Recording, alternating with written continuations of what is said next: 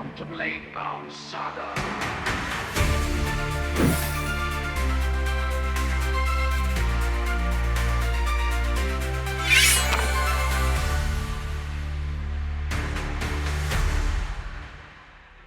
Welcome to Duality, a Daggerheart community podcast where we bring together the creators, influencers, and storytellers within the Daggerheart space. This series is all about exploring the heart of the game by connecting it to the people who bring it to life. I'm AJ, your host, and this show is proudly brought to you by BladeBound Saga. In each episode of Duality, we invite a special guest to create a Daggerheart character based on their real-life self. Together, we'll explore their choices, traits, and experiences, building a character that represents their journey. However, what makes Duality stand out is our guest will also face an encounter where they'll use a character that they made to battle an adversary at the end of the episode. Along the way, we will roll Duality Dice to answer questions about their stories of triumphs and struggles through what we know in Daggerheart as hope and fear. Please join me in welcoming today's guest, Daniel, the creator of BladeBound Saga.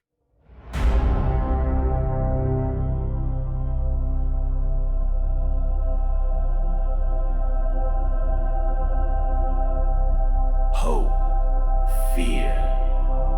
You roll the dice. Duality.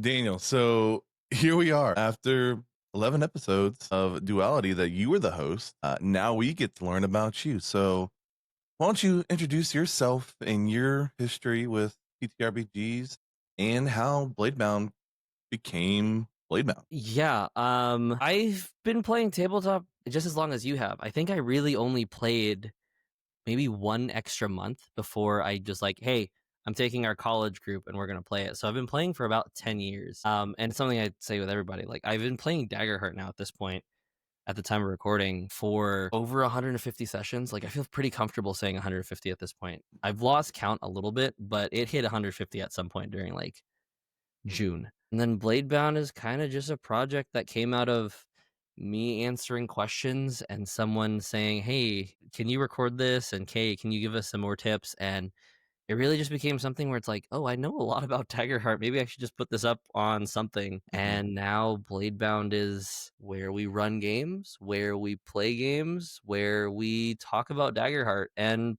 hopefully future tabletops as we continue growing. I remember when you came to me with the idea of BladeBound, and I don't think I was actually into Daggerheart like that at first. When you told me the idea, I was like, oh, this sounds cool. I guess we make a couple of videos and blah blah blah. But I mean, BladeBound's become a part of my life that I never realized it was going to be that big, right?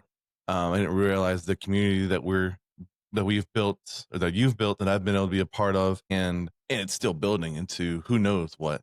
So I'm We just did our super first grateful to be a part. meet up with people in real life at Gen Con just a few Yeah. weeks ago. And so it's just like it's kind of surreal to think about a community that we've been able to build together and like the people watching and it leaving just the screens that we dialogue through. Yeah, it's nuts. It's nuts to meet the people behind the screen, and obviously, we learn people, we know people's personalities through games, but it's different. It was different to meet them. It's super awesome, and yeah, that was incredible. Well, are you ready for the first duality roll of the night? Oh my gosh, I forgot we start with the duality roll. I'm the one who Start with the duality roll. Yeah. I was like, oh yeah, let's go straight into like our communities, let's go on ancestors. Yeah.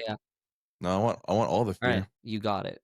I That's got a 2 it. on the hope and a 3 on the fear. That brings Okay. me to 5 with fear. A 5 with fear. Okay. I think this kind of fits kind of what we're talking about right now. Have you ever felt unsupported or misunderstood, and how did you handle it? I feel like anyone goes through life and they feel misunderstood, unsupported at times. I feel like anytime you bring up a dream, I think so. Now this is where it's like, once again, go to therapy. I've said this on many episodes. Therapy is so Yeah, great. it's really good. But I talk with my therapist all the time about how there are those certain fears that I have in life of whether something will come true or not, and or whether something will actually come into fruition. I think a lot of it goes from like being in an Asian household and being in an Asian family, especially when I took the unorthodox route of non-medical, like when as a Filipino, when all your family is either a nurse or a doctor or a physical therapist or just something, you're expected to go this route. And I took every route not that way. I went into psychology, I went into business. I'm now in IT, which I guess is kind of the route that of the other Asian route you go. But yeah, it's just I think those things you can't help but have people say it's like, are you sure you want to do this? But I also think that like that's the nice thing about it is I've had so much adversity that now I am, at least for the most part, a very independent person where I don't really care as much about the critical comments or the comments that are like questioning if it will work. And so I think I dream more because of it. But yeah, which I think is a good thing. I think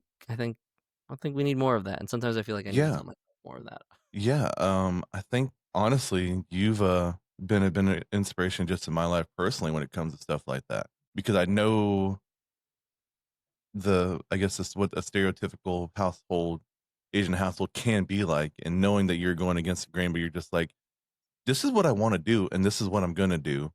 You very have that much. I'm gonna do what I want, and you're not gonna stop me. And I actually really admire that about you, and it's encouraged me in my life to be like, yeah, this is who I am. This is what I want to do. So let's just do it, right? But totally, I definitely see that a lot. All right, now we're getting to your Now we get into character. it. Now we're gonna get into your character. Okay, so let's talk about first off. Let's talk about your class. Uh-huh. You went wizard. Uh-huh. I see this coming, Yeah. but go ahead and explain why wizard. So Wizard is one of those things. And so I think naturally in most games of tabletop, I'd lean towards highly like charismatic, highly high presence characters like the Bard. But that's not really who I am in real life. In real life, I tend to be just someone who knows just a bunch of stuff. And I have like these really quirky tendencies. And I think I was kind of teeter-tottering between Seraph because of like just Mm-hmm. like so I grew up in like a Christian household, and so I was like, oh man, that's kind of where I was, and I contemplated like maybe even multi-classing into it. But Mm-hmm. I think what really pushed me for Wizard were two things. One, the subclass, which was School of Knowledge. I just Mm-hmm. find myself to be someone who loves to just eat info of all kinds, and I always feel like with the prepared feature where I get to have just more options. I generally feel like I'm a jack of all trades and just like to know things. But the one thing that I think really tipped me off was the Wizard's base feature, Strange Patterns. And not because like I have like I believe in like lucky numbers or anything like that, because I don't really care. Like luck is something that I feel like does play a factor in life, but Strange Patterns for me was just like, I feel like I am someone who really sticks to, like, kind of clings on to weird things and weird tendencies in life. And like, I really kind of follow those paths for a while. Okay. And then when it said, like, you can change this number during a long rest, I don't also find myself like stuck to those numbers. So it's like, if I really want to like change it up, if I really want to like focus on something new, I can just choose to change it, which is really weird. Like, Strange Patterns was not something that I really like, even mechanically, like, I don't really care much for, but I felt like spoke to me as a person where I I just have strange patterns. I don't do things the normal way. I some days I feel this way, some days I feel a different way, and I Mhm. think that's okay, and I think that speaks to me. Yeah, I like that actually. I never like would have thought to take strange patterns as like a strange, I guess like a strange life pattern, right? Like, Yeah, but I get that because it's something that maybe seems strange to someone else, but this is just your focus, and yeah. this is what it is today, right? Like, okay, so I didn't say this, but the reason I really did pick strange patterns was because in college, this will go back to an experience here. I was Yeah, like, we'll I get to there. joined. Don't worry, guys. There's an experience here That's a later that will show. yeah. I went originally for like a Christian evangelical background, wanted to be a youth pastor. Then I shifted it. Then I wanted to be like a psychology major. And then I switched it again. I was like, oh, I'm just going to be like a biblical studies major. And then I really got into it. And so I have a lot of background knowledge of that. Actually, my minor's in biblical studies. But then I was like, you know what? I don't like any of this. What is the fastest way for me to graduate? Which then ended up being a business degree, a business leadership degree through the school that I went through. And then now I work in IT. So like my life does not look the same way. And now on the side, I also run games professionally and create content on TTRPG. Like I am not a conventional person Yeah. in any way, shape, or form. Yeah, you switched majors about 10 times and then didn't even not even doing anything that had anything to do with your major. Yep. Yeah, I mean, a business maybe now, I guess a little bit, right? You got a little bit of business a little savvy bit. stuff now. Some of it's here, but honestly, I Yeah. forgot all of that stuff. Yeah, I think the wizard is perfect for you, even like with the religious aspect of it. I always come to you asking questions about something that I know that you know about. So I remember the beginning asking you all the Daggerheart questions. You're like, yeah, just do this and this and this and this and this. You become a walking encyclopedia of what you're focused on at that time. Yep. Yeah. Literally, like Yep. any like a new video game or just a new IT stuff, whatever it is. I'd be like, hey Daniel, do you know anything about this? You're like, yes, cool, and I can ask Daniel any question about whatever that subject is, and I know he's gonna know about it. Yeah. Yep. But definitely that makes sense. You definitely consume knowledge, and if it's your strange pattern for the time, that you're gonna know everything if there is to know about it. Yep. 100% see that. So we talked about the subclass, which was school and knowledge. But let's go ancestry now. Then I see we went a little mixed here. I did go mixed. I honestly did contemplate just going full clank. So for me with it, I was like, okay, I feel very methodical and just like how I am. And clank really started to speak a lot to me. But then I really started like thinking about it. I was like, I really am not like, I am more than just a protocol, which really kind of made me question other options. And nothing really spoke to me more than the human's adaptability. So for me, it's just like, I feel that part of it is if I fail at something, a lot of the time I will just take that moment and like really make that failure a part of me and like learn a lot from it to then really adapt to the situation so it doesn't happen again. Like I hate Yeah. failing twice. I think that's like one of the worst thing and one of the worst feelings. And Mhm. so like that phrasing of when you fail a roll utilizing one of your experiences, you can mark a stress to re-roll. I feel like that's something that happens in my life often. And then the purposeful design part, I don't I very much believe in a world where we have a specific purpose. Like we are Mhm. not people who wander. Like we don't have a meaningless existence. And so purposeful design, when it came to like one of your experiences is a +1, I felt like there are aspects of just my life that I know this is what I was created for. And so yeah, I feel like both of those really spoke to just who I am from the methodical, this is how things must be, but then also made it where it's like, but I can be flexible enough away from just A plus B, if that makes Yeah, sense. I think it fits like super great because if you take your experiences as almost like what you have taken a large portion of your life to, I don't want to say hyper focus, I feel like that's not the right word, but what you've studied on and what you've learned on, that's your purposeful design. Then your adaptability is says, hey, I know that I know Mm-hmm. about this experience that I have. So even if I did fail, I'm gonna do everything I can to make it right again. So I think that yeah, it 100% fits. I really like that. I like the cohesion of all that. Your community, you went with Loreborn. Again, it kind of fits the how smart you are. If guys, if you don't know this, Daniel is way too smart to be doing this. So He's like he talked about his family doing all this medical stuff. Yeah, Daniel could do all that. I want you guys to know that he could do all that. He's super smart. uh, eh, the only reason I couldn't do that, and you know this about me, I cannot do blood. I can't That's do blood. I quease at fair. blood. My knees get weak at blood. Blood is something Yeah, weird. but Um, intellectually you could, and then I know that. Even if you won't say it, I'll say it for you. sure, I I know guess you that's could. well, so I actually do want to talk about Loreborn just a little bit because it Yeah, has, for sure. while it is a level of like yes, knowledge. Really, the Loreborn comes from the phrase "I'm a child of the internet," and I contemplated on that Mm, being one of my experiences, but I was like, no, there's other things that matter.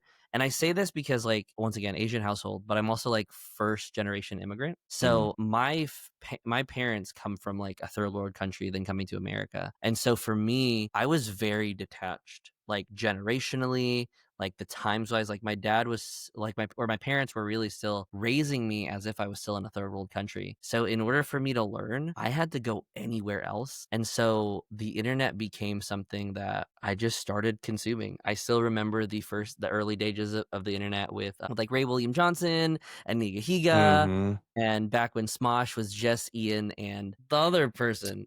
Yeah, yeah, But I still remember the days yeah. of that. Like, I still remember, like, the evolution of dance and all those things. And then the really big thing, and this is where, like, it really kinda got crazy for me, was the internet kinda brought me Brain Pop, which anybody who remembers Brain Pop, like, in high school age, for anyone who's a millennial, later Gen Z, like, Brain Pop was just all this information that they would send you. Like, in child form with interactables and all these things, and I just consumed knowledge from that. And so Loreborn to me doesn't just speak about like me understanding things. Loreborn speaks to like who taught me, which was really the internet. Yeah.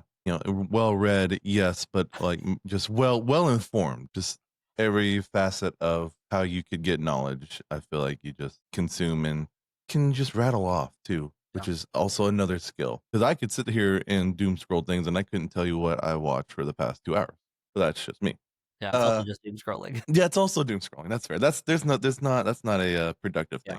All right. Well, I think that kind of touches that section. So why don't we do another duality roll? So other people have shown the dice. I'm rolling two sets of D12s. I have my PAX dice, which is the dice that you get for going to PAX U in the promo there. It's not focusing really well. There you go. Yeah. And then the other ones are the limited edition die, which are another just great set of die. So I'm going to roll my dual limited edition die this time. Yeah. This time, it's still with fear. This really sucks. The GM curse. It's a 10 with fear. A 10 with fear. Okay, let me take that fear. Yeah. I love it. I love it. 10 with fear. Okay. And this fits too, because I know you are a foodie at heart. Yes. So what is a meal experience you had that went terribly wrong? Oh, dang it. I wish it was the other side. I just realized I rolled with fear. So I worked in the food industry while going through school, specifically Chick-fil-A. And I have a very high sense of making sure that things are working well. Like at Chick-fil-A, if anybody's been to those drive-thrus, they get you in and out as fast as they can. And the goal is the moment you take your order, it should only take you at most 2 minutes before you get your food. The line might take a while for you to actually get to the order part, but the moment they take your order, it should only take 2 minutes. And so for me, it's speed of service is a really big thing. Food wise, I still remember there was this one moment. It was me and my wife going on our anniversary up in Michigan, and we went to kind of this no-named restaurant. It was a barbecue place, and I remember we got there at 8:00, and we didn't leave till almost 10 because of just how long the food took. And when the food got to us, the food did not taste good at all. It was objectively maybe it was a 5 out of 10.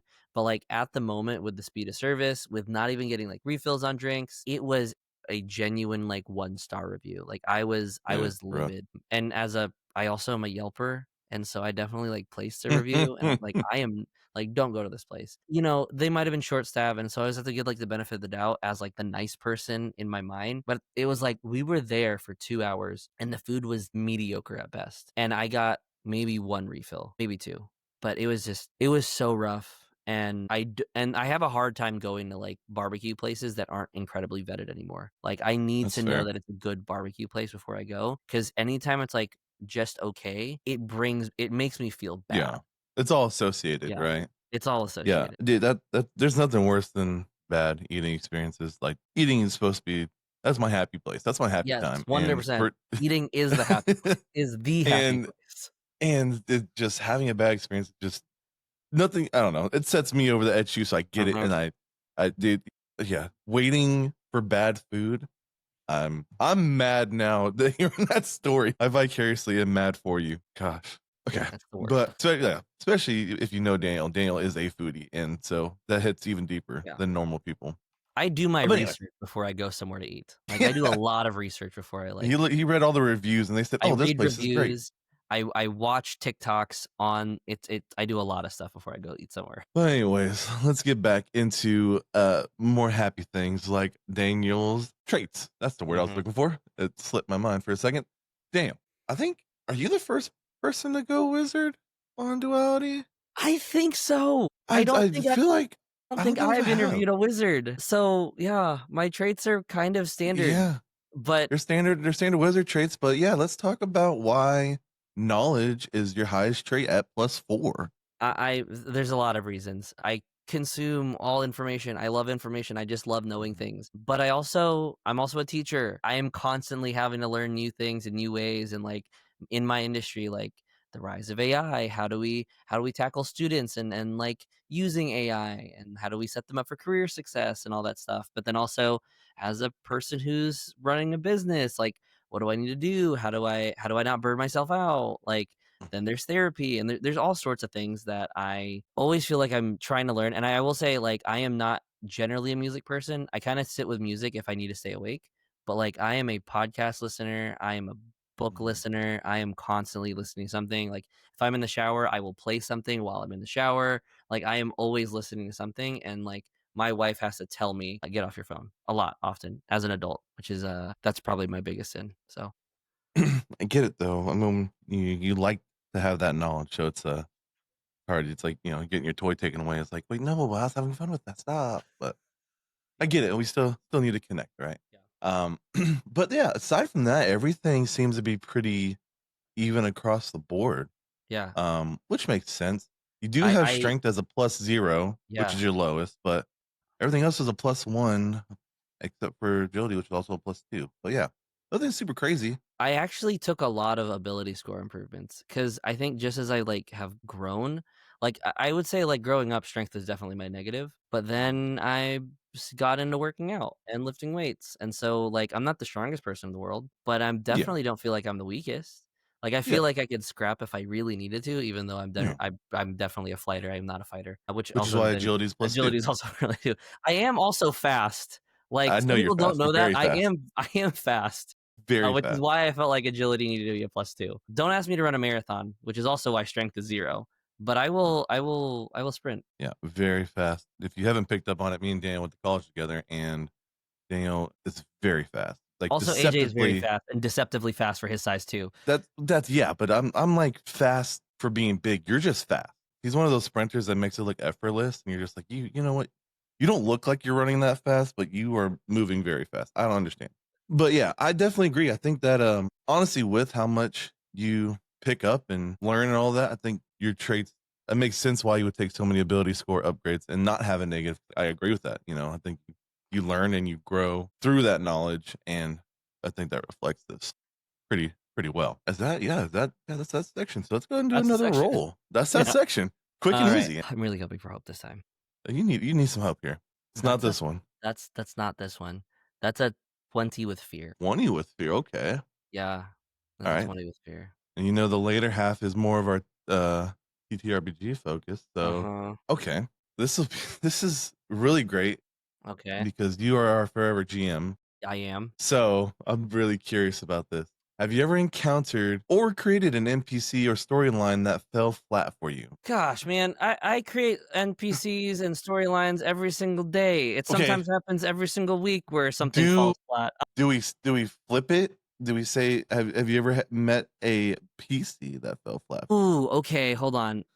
A PC that has fallen flat. There was one. It's actually my first Daggerheart PC. I remember it was Zorxel. Was the name of the character that I played. It was actually in one of the Pocket Dimension games, and it was actually Matt Bivens, who hasn't been on the show, but has been mentioned a couple times on the show. Yeah. Well, Matt's a beast. That's He why. was the one who's GMing, and I played a Goblin in Ferris that I put together as a gremlin. I made Mhm. it a syndicate rogue, and I honestly felt bad after the session.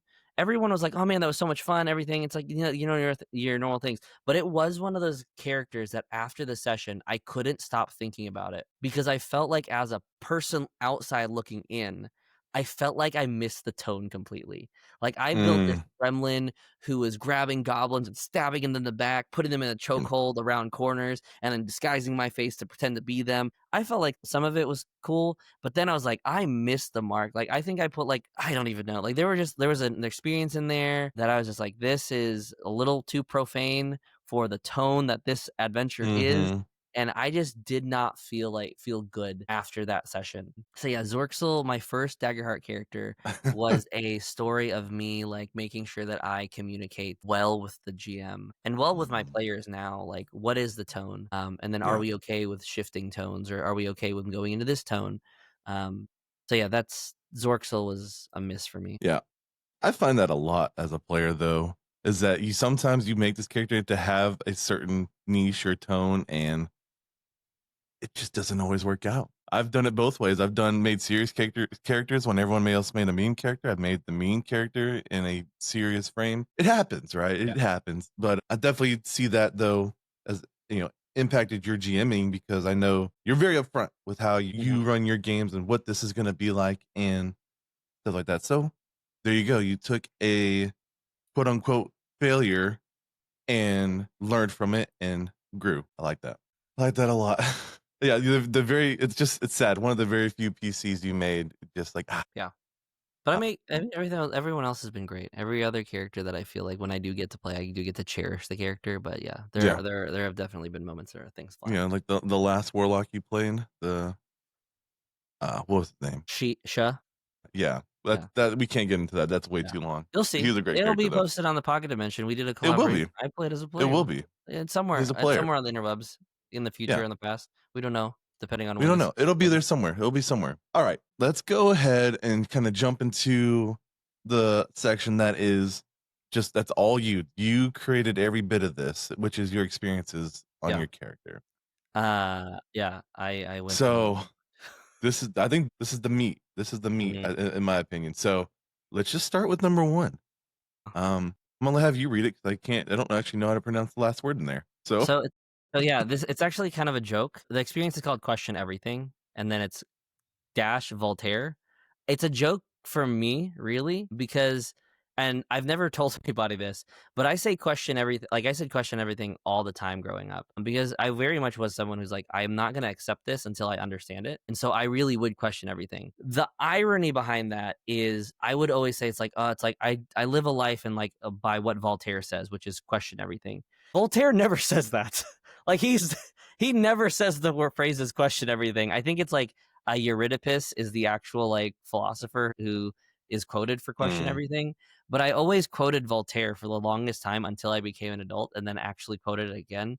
And I was like, yeah, it's by Voltaire. And it's like, let me find it, and I could never find it. And so it's like I questioned everything except I'd never questioned the actual quote question everything. So it's really weird.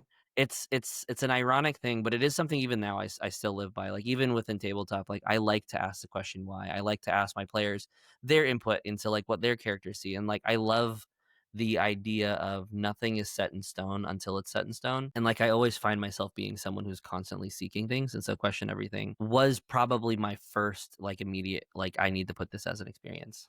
yeah, and I know that you do. Some even to where it has annoyed me sometimes Yeah. as a friend, but I can't knock you for it. But there's definitely been times where like, oh, just shut up, okay? This is what it is. Yeah. Sometimes you're like a kid. Yeah, You can be, why are you doing that, AJ? That doesn't but make any why? sense. Why Why? that why You're would like you that play kid. that? Just Why would why? you play that card right now? I don't know because I don't know what I'm doing. What do you want from me? Oh god, that just happened. It's fine. So question everything. Got that one. This one also makes a ton of sense. Yeah, just go ahead and read your second one. So it's I got way too into that.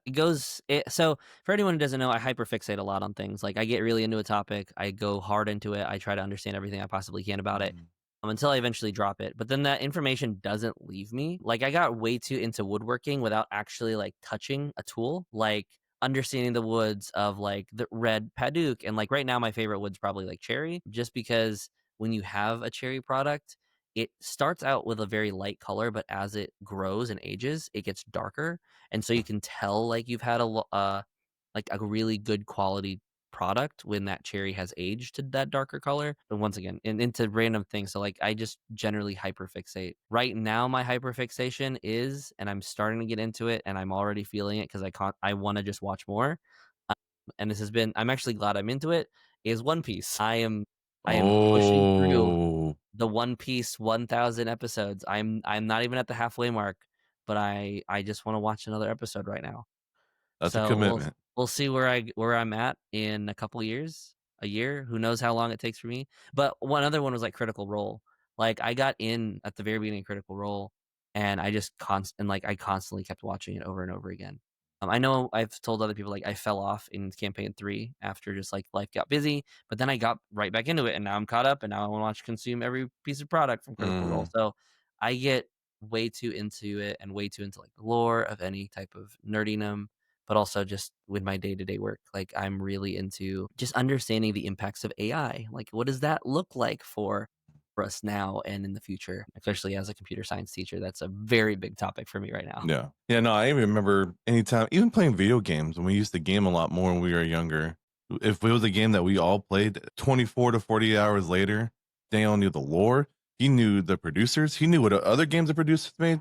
so we could try those games later in the I future. knew the farming routes. I knew the best way to Yeah. level. I knew the build that Yes. you need to go through, even though that was the character I was playing. Yeah, I get way too Yeah. into He is the what was it, the guy in the chair?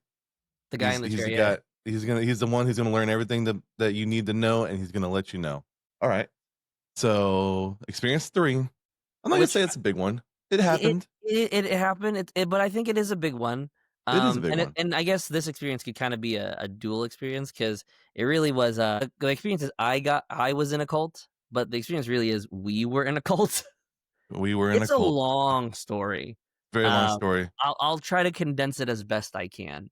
Yeah. I grew up in an evangelical Christian household. As a young, impressionable student, I wanted to go into ministry. I wanted to become a youth pastor, all that stuff.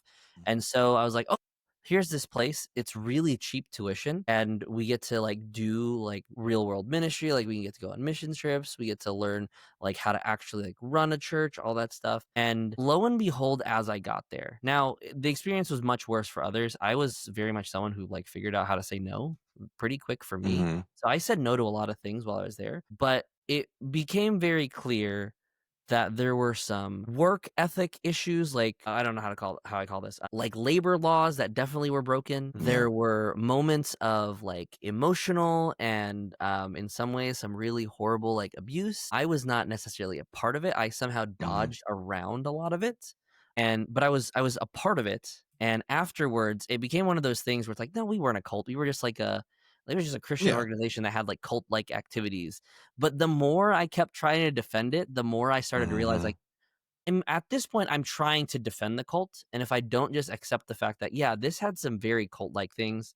Now, was it to a point where someone had like 7 wives? No, it wasn't that deep, but it definitely Just got 2. to a point. Just there's a point where someone had 2 wives. And there's some really messed up things. But I say all that to say it's like that really kind of put me on a journey of like, okay, afterwards, like I did become a youth pastor. Then I became like a sound technician at a church, and it really made me question like a lot of things. And so now I don't necessarily ascribe to evangelicalism. I think for me, like there is an aspect though where I'm like I know there was something there. Like I know there was an encounter with God. And even now I'm still like exploring that. Like I'm very much more a traditional like what does history say? How did the people who first practiced this like, and so like I'm much more reserved versus the explosion of like, yeah, gimme everything. Yeah. Because I feel like that's where the I was in a cult experience really made things it just made me question. And so now my life a lot is reflecting of just the general reservation I have now. So Yeah. I think it kind of goes in tandem with your question everything yeah, sort of deal. But as opposed to questioning everything just to have all the knowledge, it's like question everything for its validity as yeah, well. for sure. Which I think that's super important. Yes. My BS Yeah. meter is a lot higher now, or like much Yeah. better after that Yeah. experience. At picking up. Yeah. Um, and we say we because that's where me and Daniel met at Yeah. this college, and so did Adam, our newest member of BladeBound Saga. Our whole core friend group right now that all play online are all from there. Yeah. We all met in Atlanta from all over the country, had this experience together, and then have gone about our lives and kind of have worked through that experience. Most of it. In I think we're still most working of through it some of in, it. in our different ways, So, but anyways, we'll hop back. Your last experience definitely fits just your life now. So, yeah, what's your last experience? My last experience is dad energy. I have a 4-year-old and a 2-year-old. Some of you know that, some of you don't. I don't get a lot of sleep. I get more sleep now. They've been sleeping pretty well. But now I'm also like, I work anywhere from like 60 to 100 hours a week, just depending on the week. Whether it's running games, whether it's editing, all that other stuff. Whether it's like just normal business things. Like I don't sleep a lot. And so I really do rely on dad energy. My average sleep is probably like 6 hours a night and consistently 6 hours a night.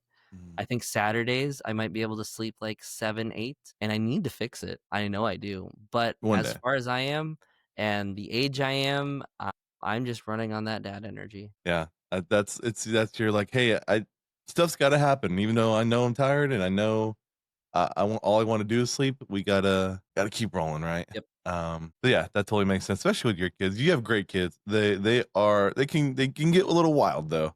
Yeah. But yeah, they're just kids. They're kids, right? Yeah, they're kids. Kids. They're kids. I don't have any kids. I They don't have know. they have energy. They have more energy than me, and I have to keep up. Right.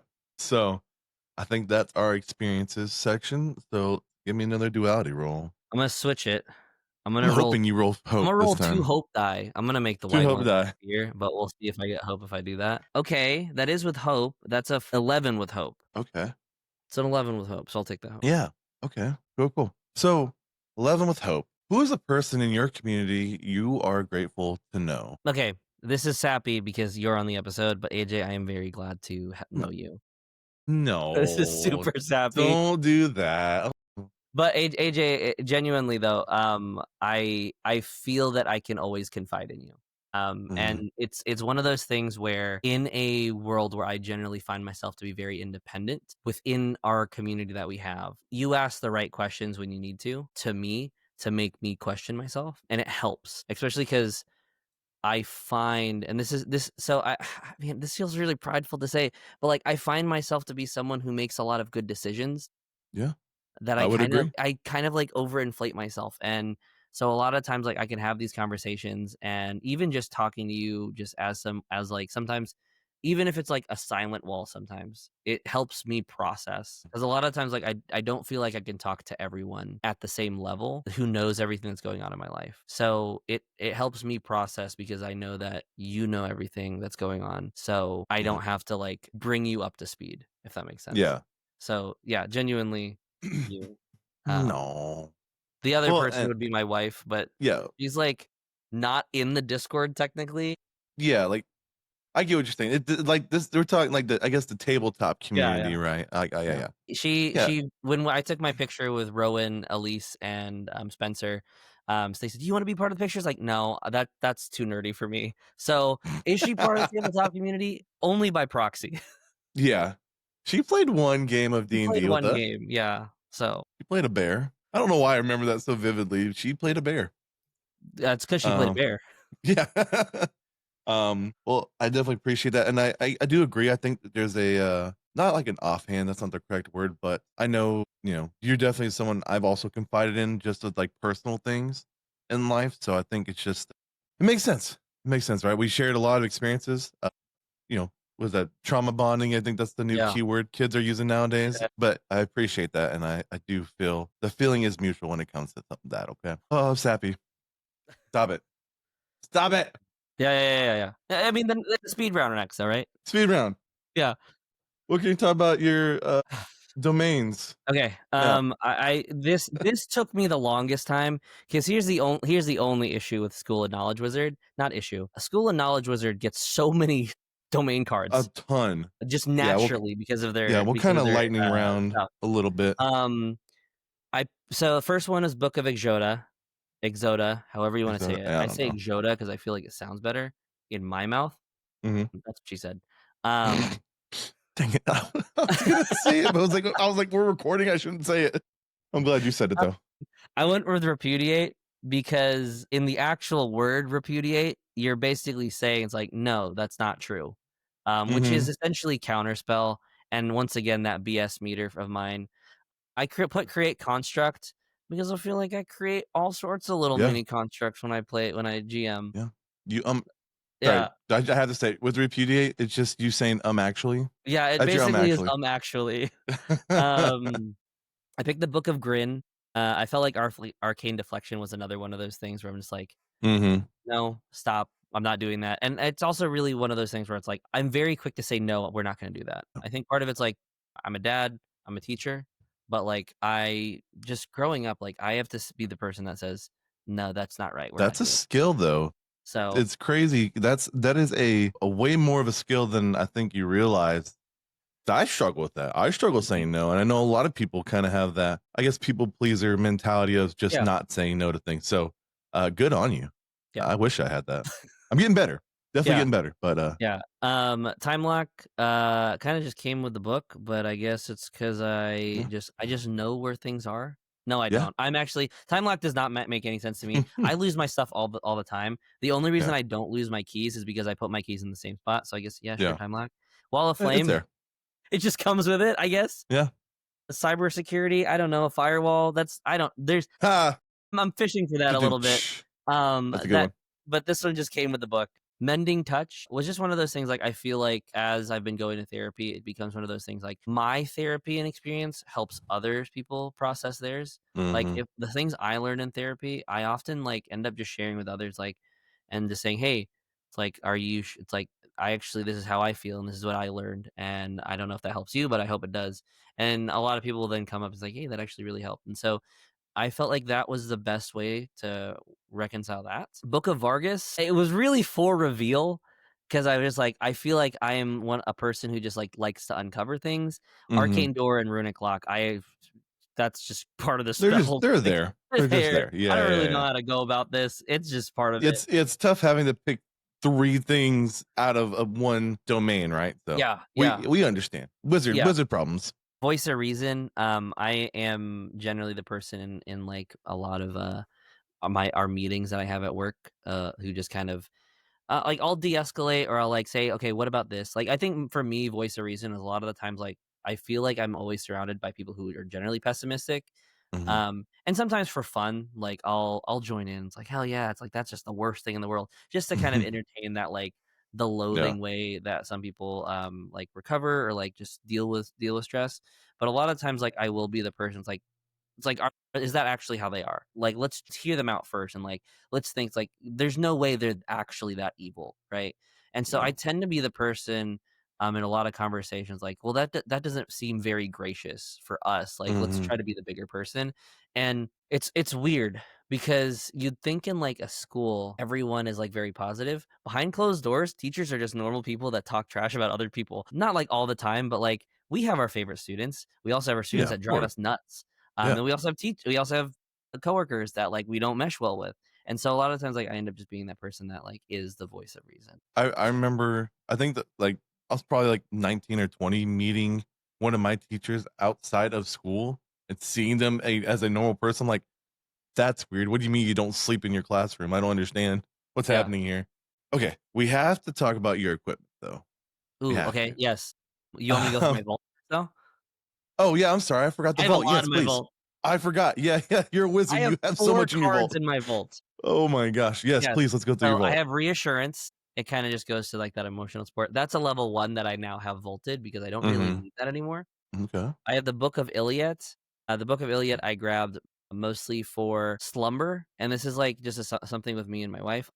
Tend to be the person that puts our kids to sleep faster, even though my Mm, kids don't like going, or even though my kids don't like it when I put them to bed. They would mm. prefer my wife puts them to bed, but I get them to bed faster. So I took slumber because of Yeah, that. yeah.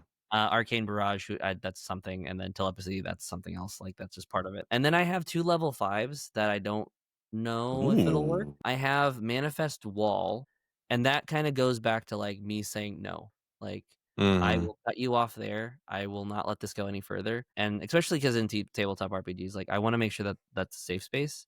So Mm-hmm. Manifest Wall is kind of like that, but then also teacher. I say no a lot to Mm-hmm. students.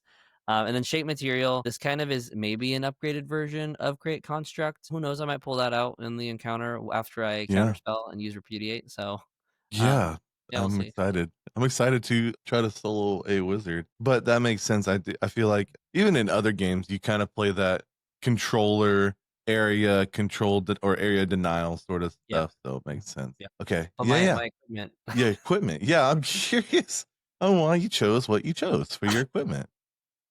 I chose the light frame wheelchair, the Mhm. combat wheelchair. I was looking through the items and I'm like, I'm not a staff person. I'm not a wand guy. But you know what I am? I am very sedentary in both my jobs.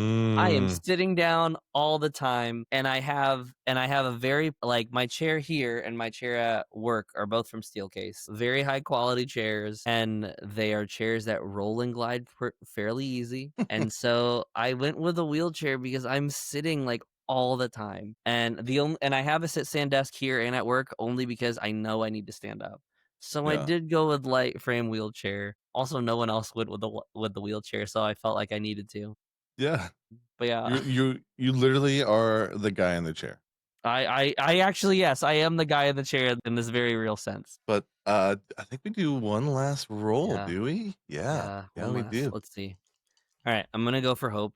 You know what? Screw it. I'm gonna roll both my fear die with the Roll it. darker Switch it up, color dude. one Yeah, being yeah. my hope. Okay, that's good. That's good. That's a 22 with hope. 22 with hope. Okay. All right. The 22 with hope.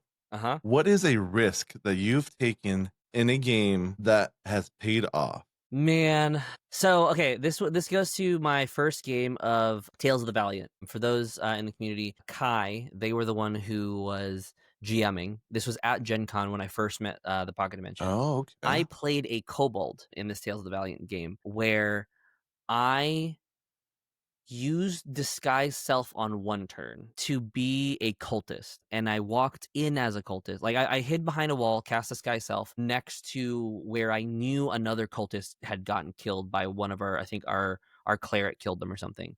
Mhm. And so I disguised myself, and the next turn I ran over to the bad guy who had this kind of large book that they were basically summoning all sorts of things from, and the fight was getting pretty hairy. And so I told them, and I made this like persuasion check, and it's like, give me the book, I'll take this, I'll take it to safety, because they were like trying to run out the back door.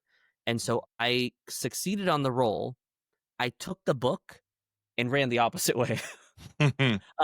Which then made it so he could not cast anything, or it basically made this warlock or wizard or whatever it was kind of unable to do what they wanted to do, because I took the book saying I was going to save or bring it to the next it was a warlock of this big bad who was trying to finish the ritual. And so I told him I was going to take the book and bring it to the bad guy, and I took the book and ran out the door we entered.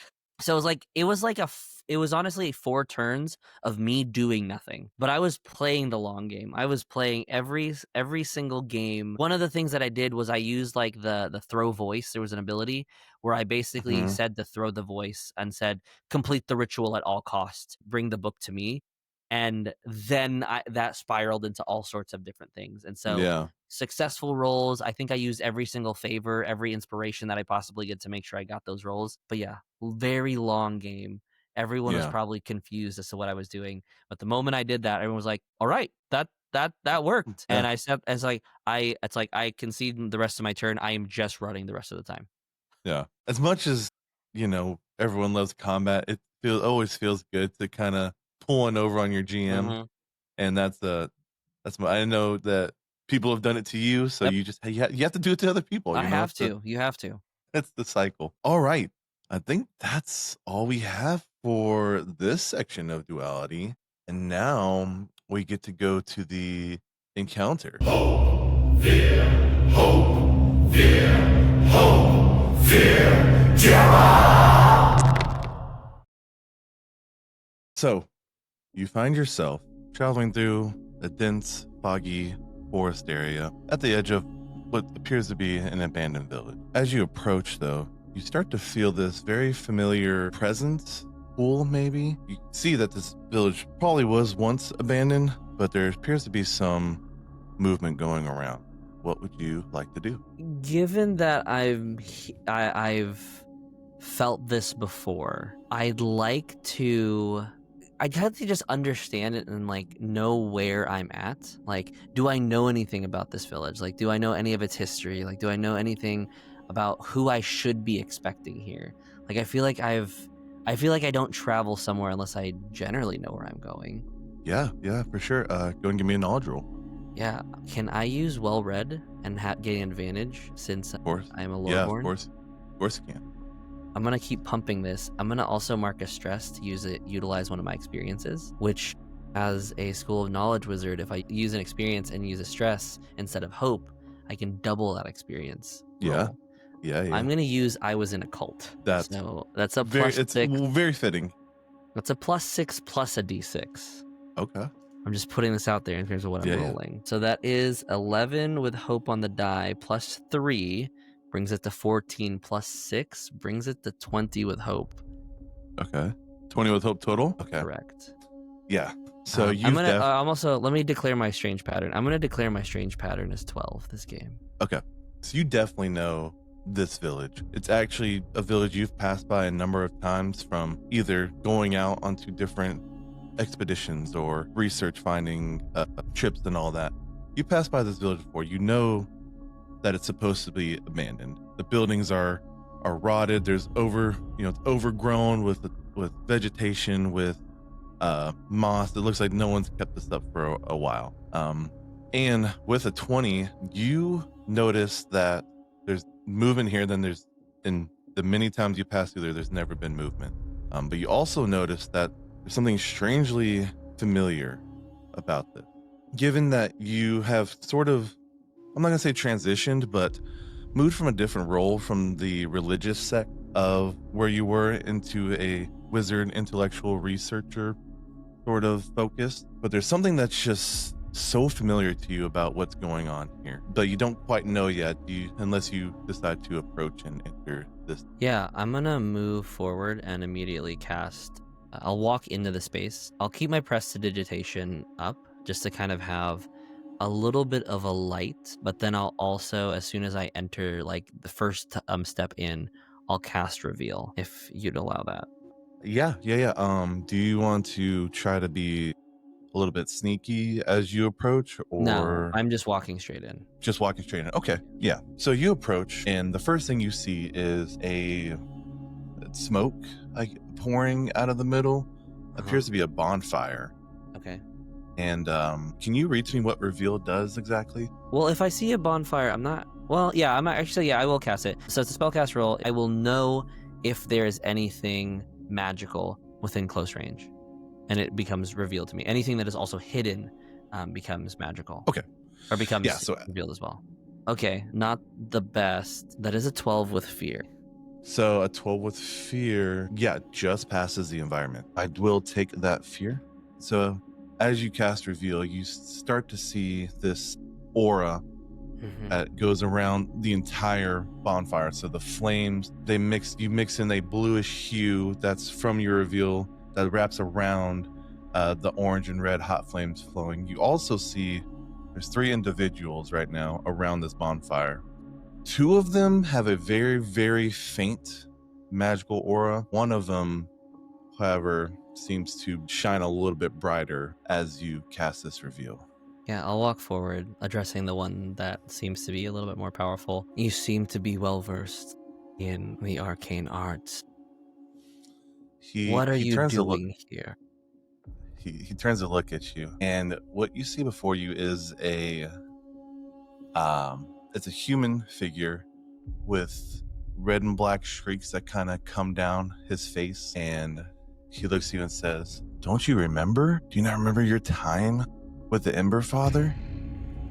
And immediately as you hear the word Ember Father, you realize that you studied this god. This god is known to be a bringer of life and of light, very benevolent, very supporting of the world, if that makes sense. They're the god, basically the god of the sun that brings life and light. What you sorry, go ahead. Yeah, if he asked me that, immediate knowledge, like, I will just say, of course. Kind of resonating immediately that this is a cult. I am going to allow me to show you his graces. I'm going to like take the light in my hand, and I'm going to kind of like bow forward, and I'm going to make a spellcast roll to cast Wall of Flame from the 3 points, from 1 point from one guy to the other guy, kind of in a line with the third, if they are in a line. Yeah, so you'll be able to get 2 of them because they're kind of, if you have the circle of the bonfire, there's one. The one you're talking to is on the left side. There's one back behind it, and then there's one on the right side. So you can get 2 of them across the bonfire. Sure. Yeah, I will get the 2 that. Unless you can curve it. No. Yeah, Okay. I'll just make it those 2 points. I'm gonna go with the ones that I'm not speaking with. Okay. I want to take those guys out first. Okay. Spellcast roll is going to be. It is with hope. I just need to roll a 15, and I will spend 1 stress for question everything, as I would like them to question. Since I'm using a stress, that's a +6. That brings me to a 16, which does succeed. Yeah. So now I need. So yeah, anything on both sides. That's just 4d10. This is flat 4d10 damage. Okay. No reaction roll for me or anything like that. You must choose which side you want to be on. Either away away from me or closer to me, and they just take damage. That's fine. Yeah, they're gonna be on the side closer to you. So you Okay. basically have put this wall of fire at their backs, Okay. cutting off an escape route. That's going to be 22 points of magic damage. So you see one that Mhm. is a they're all robed figures. One that appears to be kind of more skulky, more in the shadows. He's gonna take, you said 20. Mm-hmm. Yep, that's a major wound to him. Okay. And it's going to be a major wound to this one as well. So 2 major wounds. They're not looking good. All right. Okay. Cool. Off this wall of fire. I'm going to go ahead and spend a hope though. Uh-huh. Or sorry, Fear? spend a fear. Yeah. Spend a fear here. And I'm going to go ahead and take my GM move. The leader's going to look at you. It says, "You used to be one of the chosen ones, and you abandoned the ways. Now I must show you your folly." I'm going to start a countdown. I'm going to spend a fear. I'm going to start a countdown. Countdown is at 6. You don't know what it does yet, but When does it? That's How does it go up and down though? Or do I know that? so anytime that they mark a hit point or you roll with fear. So for this one, since this is on the leader, it's not going to tick because you didn't hit the leader on this one. I'm going to go ahead and spend 2 more fear to spotlight the other 2 allies. You're going to see the more assassiny looking Colt. He's going to just go ahead and make an attack at you. He's going to basically, like a bolt of lightning, he's going to go and try to flank you. Does a 12 hit you? 12 does not hit me somehow. 12 does not hit. So with that, he makes this slash at you, and in your framed wheelchair here, describe to me how you dodge it while you're in the wheelchair. I am going to. I'm gonna do a little bit of a different thing here. Of course. I want to see if I succeed. I want to try to succeed on a time lock on him to lock that assassin in place if possible. It's kind of, like narratively, I would just like say no, stop, and then I just like leave him in place while I wheelchair forward. I'm gonna say, make a finesse roll to see if you can make contact with them with the spell. Shoot, my die fell off. It's gone. It's gone. I'm just gonna roll that as my hope die. That's 2 3s. Yeah, That's 2 of them. Go ahead and clear your stress, take your hope, and yes, you 100% can do that. Can you read me what time stop does real quick? Yeah, if the creature tries to, the object stops in time and space exactly where it is until my next rest. You can use a fear to break it, but I can only time lock something once per rest. Okay. Yeah, so you see this assassin basically mid-jump trying to come down on you, and just a touch and a spin, and he's locked in the air in place. Sure. I'll walk forward then, not kind of looking at the other one that has not moved forward, unless you're spending something. Well, so he was spotlighted. Oh, okay. So he's gonna take his turn first, and he's just gonna go and kind of do the same thing, not as quick. Seems to be maybe a little bit newer, but he's not. He's gonna go ahead and make an attack against you as well. Okay. That is a 15 to hit. 15 to hit. I am going to use. I'm gonna spend a hope and use arcane deflection. Once per long rest, I can spend a hope to negate damage of any attack incoming. All right. So was that going to do damage? Yeah. It was Then I'm just I'm just gonna arcane deflection. All right. Yeah. Easy enough. He gets deflected. You see his dagger start to try to make a move, not quite as skillful as the other one, but just a wave of your hand, and he gets blown back like this. Yeah, the play bounces back to you. Sure. I'm going to walk forward. I'm going to use Voice of Reason. I speak with unmatched power and authority.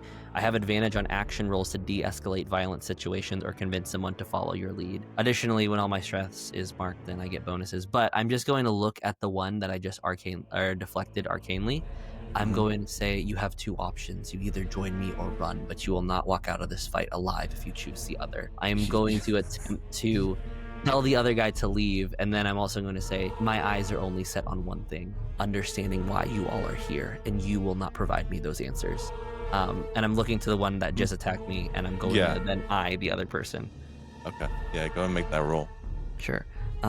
With advantage because of my Voice of Reason. That gives me, it's with hope. That's a 17 with hope. Yeah, easy enough. He backs away. You just deflected his Nice. attack. He stepped back into the fire. Yeah, he steps back into the fire.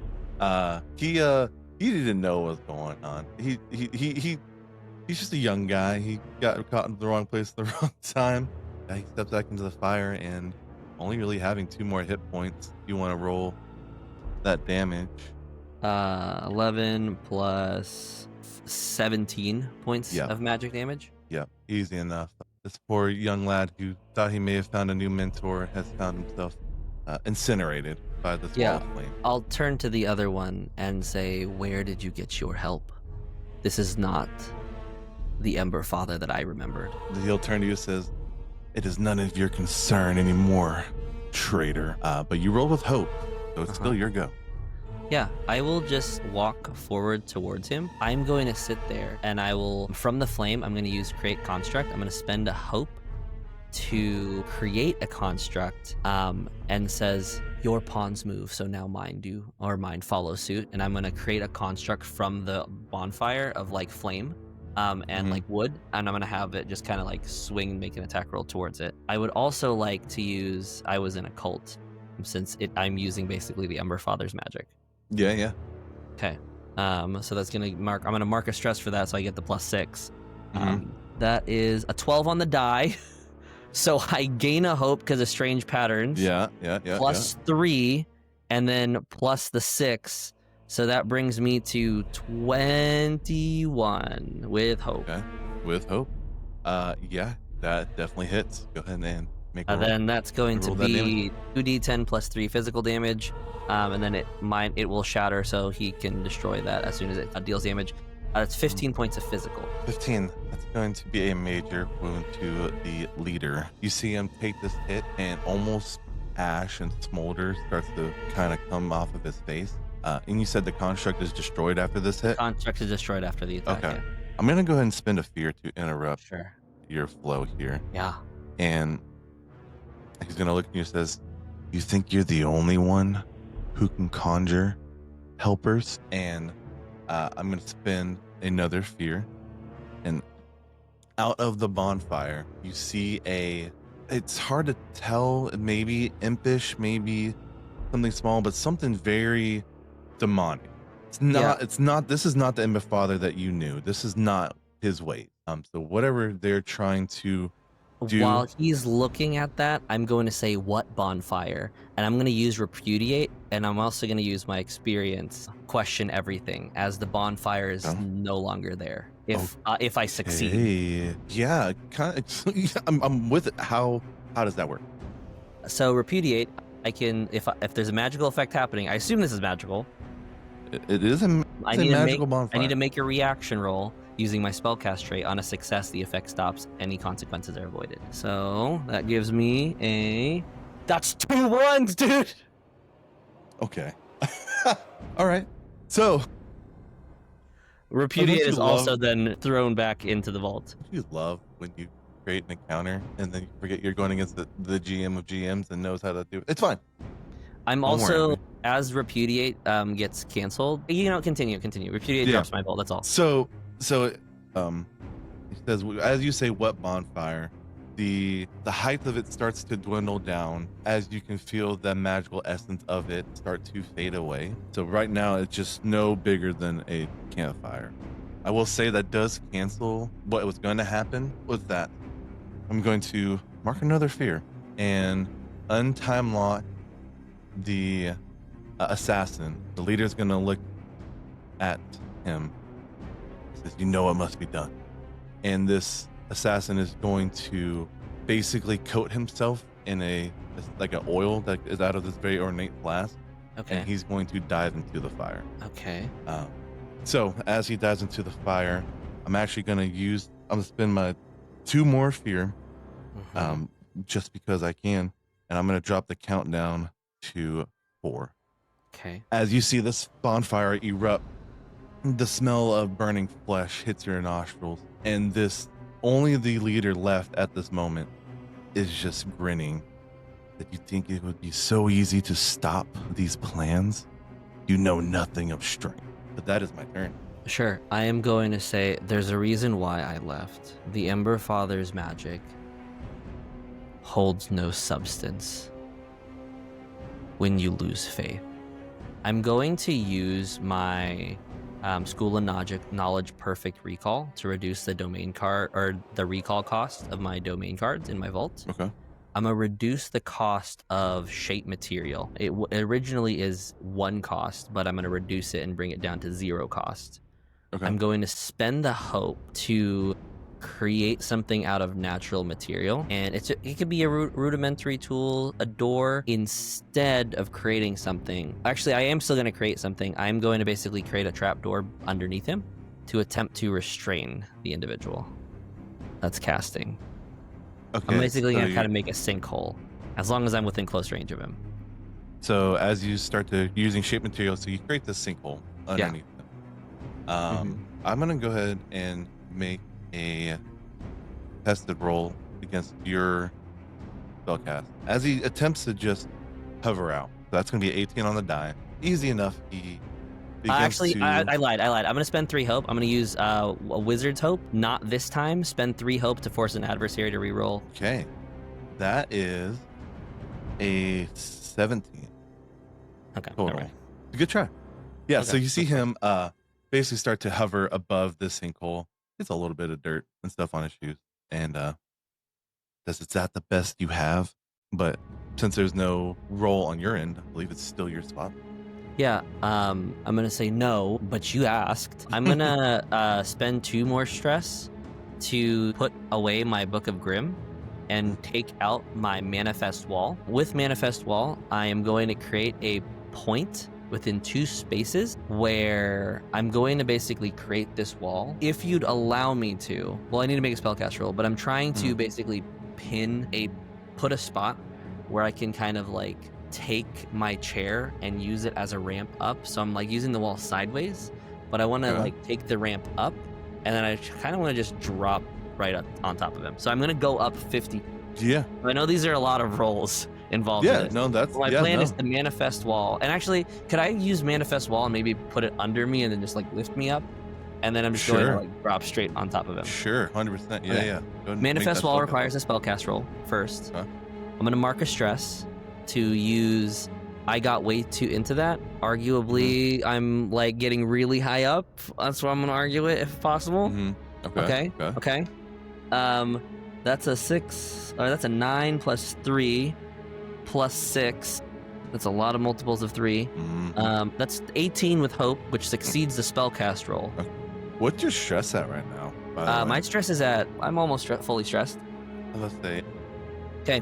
I would like to then, if possible, just drop on top of him. Okay.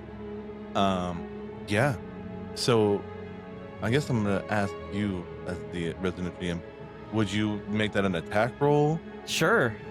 Yeah, go ahead and make an attack roll with your... I'll make an agility check with my light frame wheelchair. Yeah, go ahead and make an attack roll. I am also going to use a stress, though, to use dad energy. My idea behind dad energy is I'm dead weighting, so I'm out of energy as a dad. Yeah, I like it. And I'm going to mark the stress, putting me at max stress. Okay. When I am at max stress, though, my voice of reason triggers. I gain an additional proficiency. Okay. So the attack roll is going to be with a +6, plus my agility, and then the roll. Yeah. That is an 11 on the hope, +5, that brings it to 16, +6 brings it to 22, +2 is 24. Yeah, that hits. That is going to be 19 points of physical damage as I drop on top of him. All right. So hitting another major wound.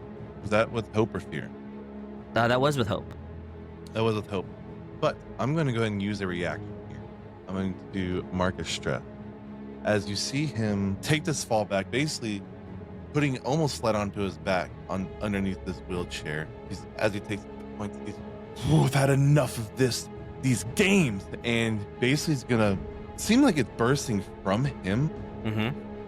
But basically you see 2 almost, I guess hellhounds is the best way you could describe it, emerge from his chest cavity. And they're going to go ahead and spotlight immediately. And you are fully stressed, correct? Correct, yeah. All right. So I'm gonna go ahead and use an attack. I'm gonna make a horde attack against them, against your 8. That's not gonna hit though. That is a 4. 4 does not hit. 4 does not hit. So as you see these hellhounds start to gnaw and try to make bite attacks, I assume you just back up out of the way, and Blade's gonna go ahead and pass back to you after that. Yeah. I'll rather than backing up, can I have just like continued to like manifest these like arcane walls, and it's just like they're not gonna. I'm just holding them at bay, like arcane. Okay, yeah, for sure. Because I don't want to let up off of this individual. Yeah. The countdown does drop again. We're at 3 now because Sure. of damage. I am going to. I'm gonna make a spellcast roll. No, the arcane door doesn't work that way. Never mind. Did I successfully open up a door underneath him? Was it a door or was it more quicksandy sort of? Originally, I was actually looking for a door. Okay. You know what? Yeah, I'll say you will. Okay, Yeah. cool. Can I like grab the sides and try to close the door on top of him? Did I like hit him hard enough that he's like in the hole, like for sure? Yeah, I will say this though. If you're going to do that, it's gonna be a strength roll. Okay, cool. Yeah, it'll be a strength roll to physically grab the door and try to fold it on top. Sure. Because I you've might already not- created a construct, or Yeah. you created this, right? Sure. Before I do that, I'm going to say, because unlike you, I learned something. We need to be a little bit more well-rounded. And I'm going to use my once per long rest. I'm going to, since I revealed something about myself, I am going to clear 2 stress if you would allow it. Yeah. Cool. Yeah. Cool. Works for me. I'm going to then use a stress for a dad energy, which makes it a +6 on top of my Okay. strength. So that is going to be, there it is. That is 2 5s, dude. I'm rolling hot tonight. I think, yeah, that's you having the opposite of the normal GM luck. I love it. I love this for you. Yeah, so I've that never succeeds. rolled You- this well in my life. I think it's me. I think I just am. I'm not meant to be a GM. It's fine. I just get Yeah, critical all the time. and It's with fine. that, Yeah. I'm Go gonna explain to me shut what the happened, door, and I'm gonna cast I'm gonna cast Runic Lock to arcanely lock the door. Okay. It's just a spellcast roll. Yeah. So, yeah, that definitely works. Make sure you clear. Stress Yeah, I cleared my help when stress, you're and I'm gonna correct. spend that stress immediately for I got way too into that. So I'm just gonna pass it, lock it. I'm getting really into this idea of just locking them underneath the ground.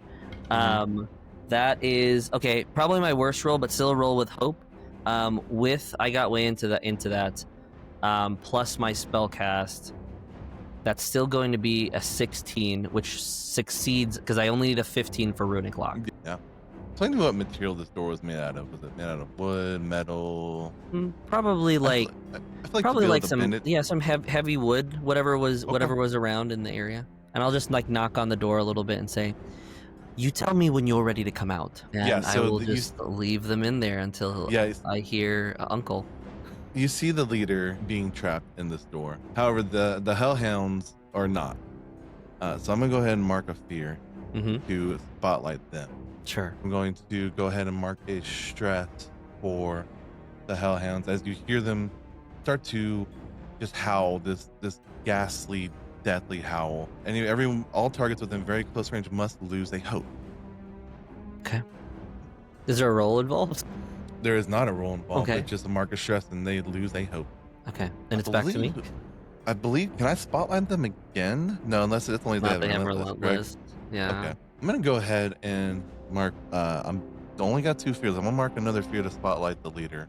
And he's just gonna make an attack at the door. Don't really know what the hit points of that would be. What's a good hit point, do you think, for the door? Probably just major. Like- probably like just 2 4? hit points, major 2 damage. hit points? 2 hit points, major damage. Doesn't necessarily spay. It's a rudiment. It's just a. Yeah. standard. Yeah. That, I mean, it's a door, so an 18 on the die hits.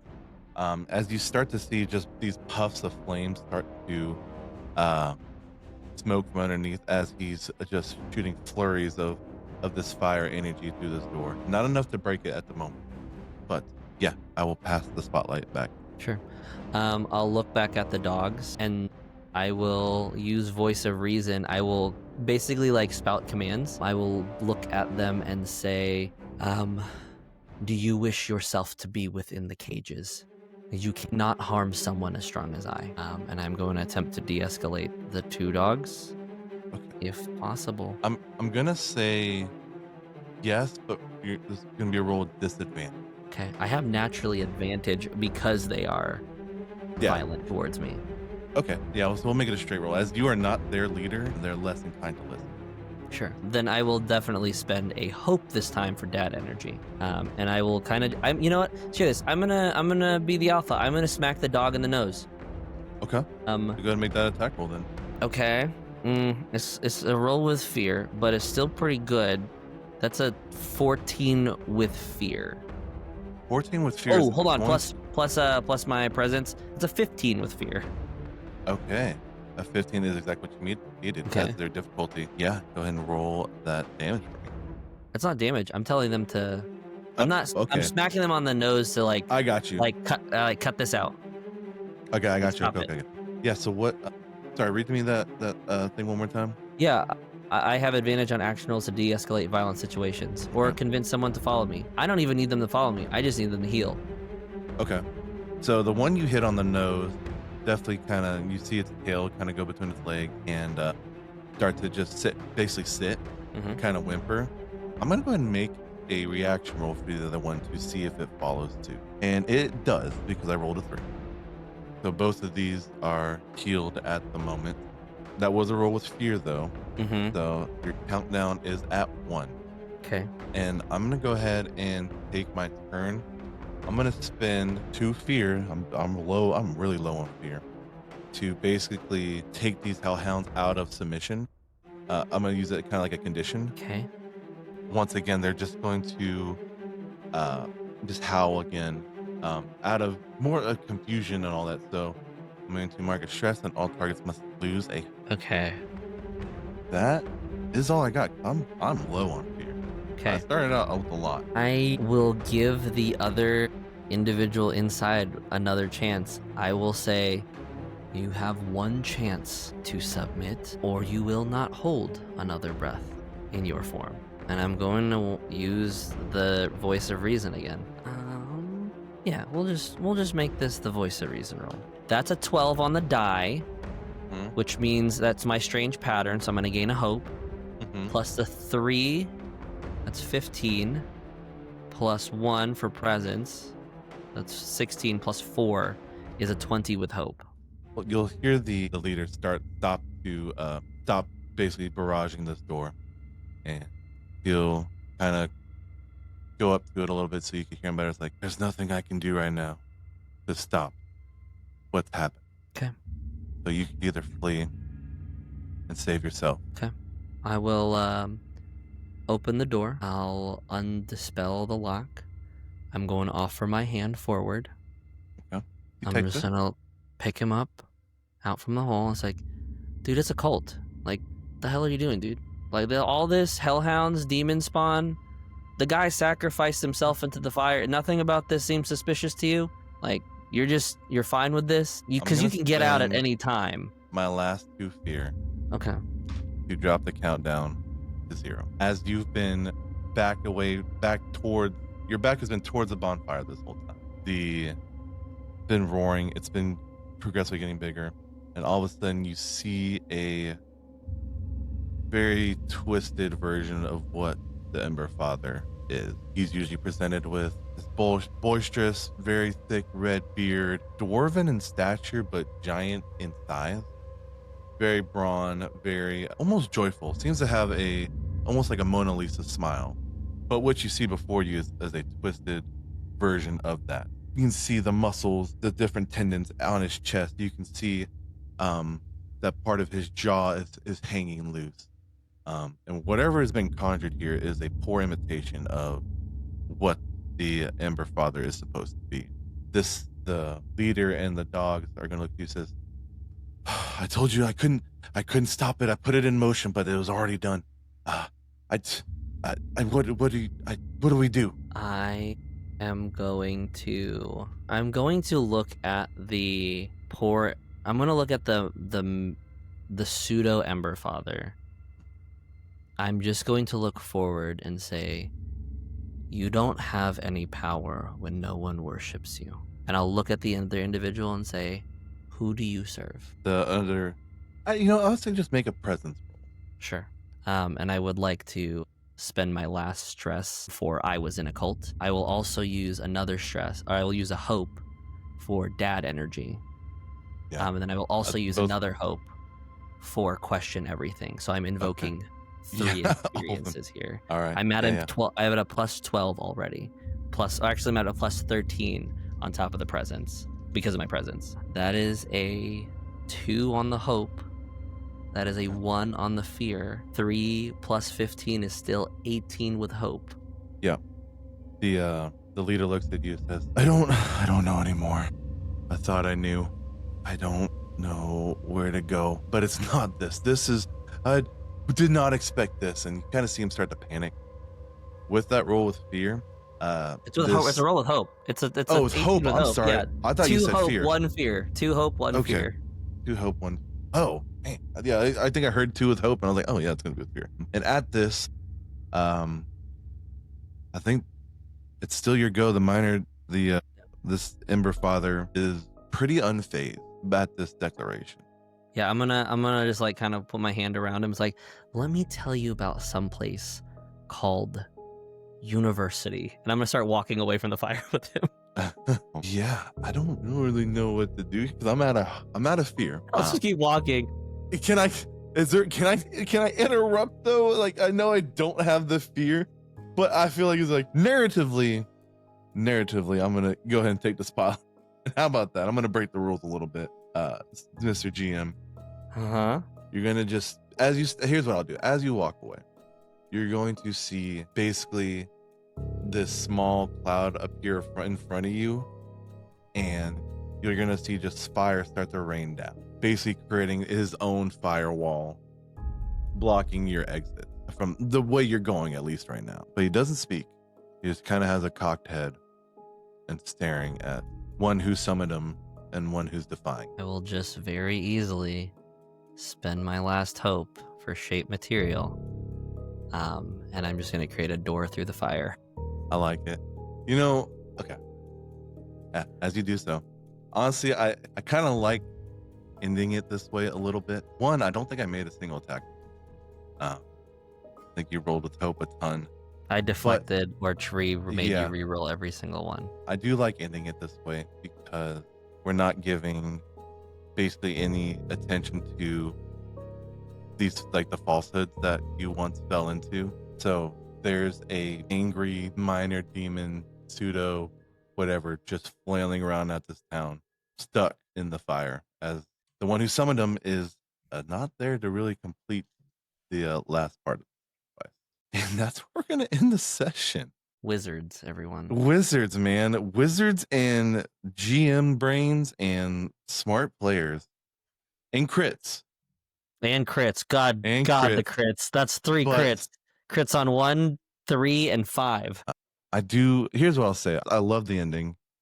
I think it kind of shows your journey through maybe the cult life and all that, where you're just like, and you know what? No. Just no. Yeah, just no. And I think that's very what's the word? Not therapeutic. Like, it fits. It's very fitting. It's a very fitting ending. Yeah. Um, And with yeah. that, that's With the that- last episode of season 1 of Duality. Yeah, the last episode. We're gonna have a season 2, so be Yeah. on the lookout for that. Yeah. But We'll as have- always, I'm AJ. I'm Daniel. Don't forget to like, comment, and subscribe. Do all the Yeah. normal things. But that was Duality, everyone. We'll see you next time, guys. Say everybody. From ink and steel, stories are forged. We are BladeBound Saga.